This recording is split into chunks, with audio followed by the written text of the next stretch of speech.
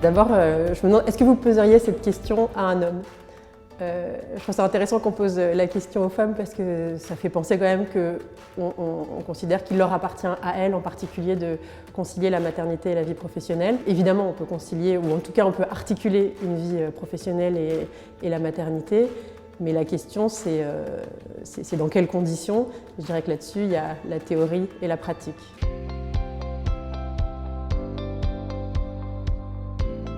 Oui, c'est possible.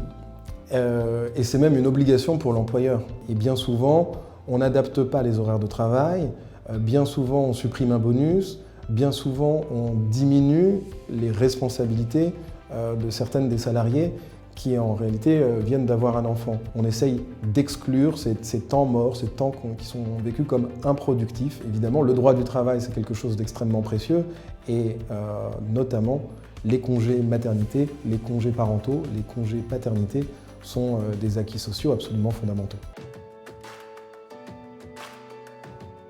Je pense qu'il faut évidemment travailler sur la notion de congé parentalité, c'est-à-dire de ne pas faire reposer encore une fois sur la seule mère la question de la parentalité. Les hommes ont un congé paternité, il faut s'assurer que ce congé soit effectif et puis moi je crois qu'il faudrait même le prolonger.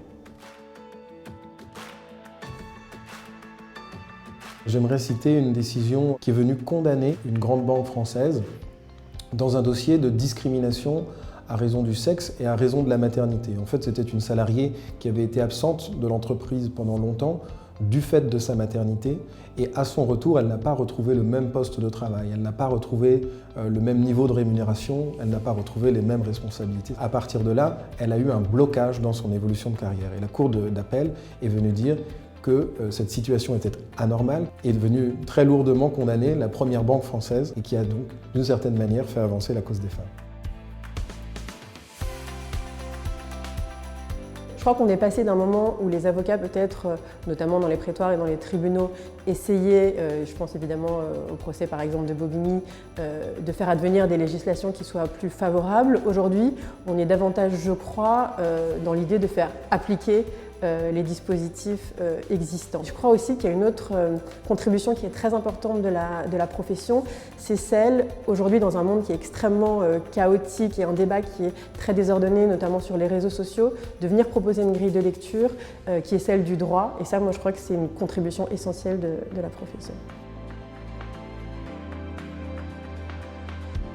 C'est une phrase qui revenait régulièrement dans la bouche de celle qui m'a formé, l'avocate qui m'a formé, Emmanuelle Boussard-Verrecchia, qui était en pointe dans la lutte contre les discriminations au travail et qui disait régulièrement qu'elle mesurait la chance qu'elle avait de pouvoir faire concorder son engagement professionnel avec ses aspirations personnelles. Elle était convaincue du féminisme, de la cause des femmes, et en parallèle, elle pouvait la faire avancer par son exercice professionnel.